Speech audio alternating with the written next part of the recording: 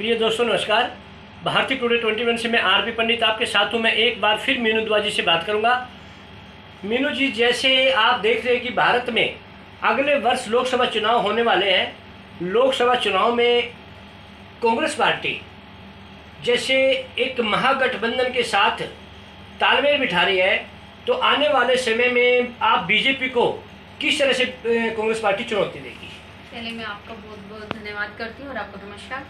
और मैं अब ये कहना चाहती हूँ, गठबंधन तो देखो अब हमारी कांग्रेस सरकार को जरूरत नहीं है, वो तो एक तरफा फैसला है जी, एक लहर है। और बीजेपी का तो पत्ता साफ हो चुका है। जब से भारत जोड़ो यात्रा शुरू की थी राहुल जी ने, तो उसी टाइम से एक अलग सी लहर आ गई थी, जो जैसे उन्होंने बोला था कि मोहब्बत की दुकान है हर जगह खुल चुकी है, तो नफरत के लिए कुछ भी नहीं बचा, ना अब कुछ बचा रहेगा। और राहुल जी जैसे आएंगे वो वैसे ही आते ही उन्होंने देखो 500 रुपये सिलेंडर घोषित कर दिया है, 6,000 रुपये पेंशन कर दिया है। हमें और क्या चाहिए? दाल और इनके दालों के रेट्स कम करने की मांग की है।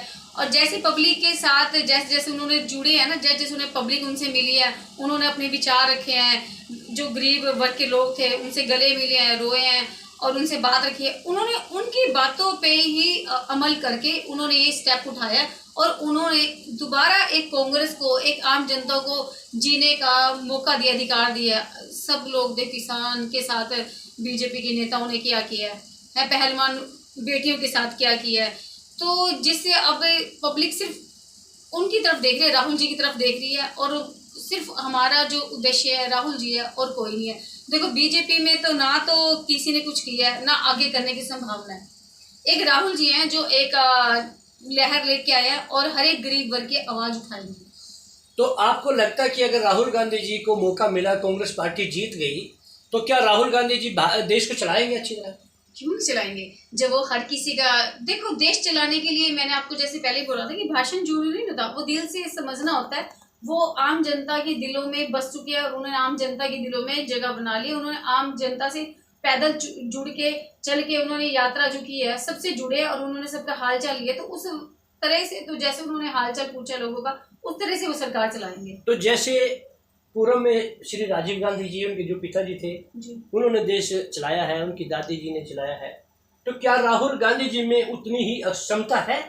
हाँ जी, क्यों नहीं है जी, उनका खून है जी, उनका अंश है, ऐसा क्यों नहीं है। और उनके देखो राहुल जी के अंदर जो भावना है, जो गरीबों को समझते हैं, गले लगाते हैं, ये इंदिरा गांधी में थे और राजीव गांधी जी में था। राजीव गांधी जी देखो गरीबों के साथ खाना खाते थे, बैठ के गले मिलते थे और हर एक उस टाइम तो देखो छूत अछूत कुछ नहीं होता था। ये तो अब सरकार ने बना दिया है मुसलमान हिंदू, उस टाइम में तो ऐसा कुछ भी नहीं था।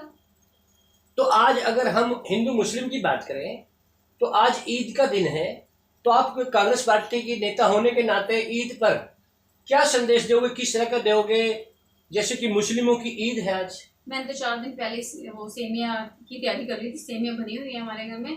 तो हम जैसे ईद और दिवाली एक जैसा ही मनाते हैं और मनाना भी चाहिए। और मैं आप सब भाइयों को ईद की शुभकामनाएं भी देना चाहती हूँ और कहती हूँ ईद बहुत अच्छी तरह मनाओ, क्योंकि हमारे देश में दिवाली और ईद दोनों इकट्ठे ही मनाए जाते हैं। तो देखिए, मीनू दुआ जी ने अपनी मंशा को बगैर भेदभाव के प्रदर्शित करने की मंशा से यह कहा कि हमारे देश में हिंदू मुस्लिम के जो भी सौहार्द त्योहार है उन्हें बहुत ही अमन, शांति और भाईचारे के साथ मनाना चाहिए। और उन्होंने राहुल गांधी जी की तारीफ करते हुए यही कहा कि आने वाला समय कांग्रेस का है और राहुल गांधी जी देश के प्रधानमंत्री बनेंगे तो वो बखूबी इस देश की जनता के साथ, न्याय के साथ इस देश को चलाएंगे। और बीजेपी के लिए उन्होंने जो बात कही वो आपके सामने है।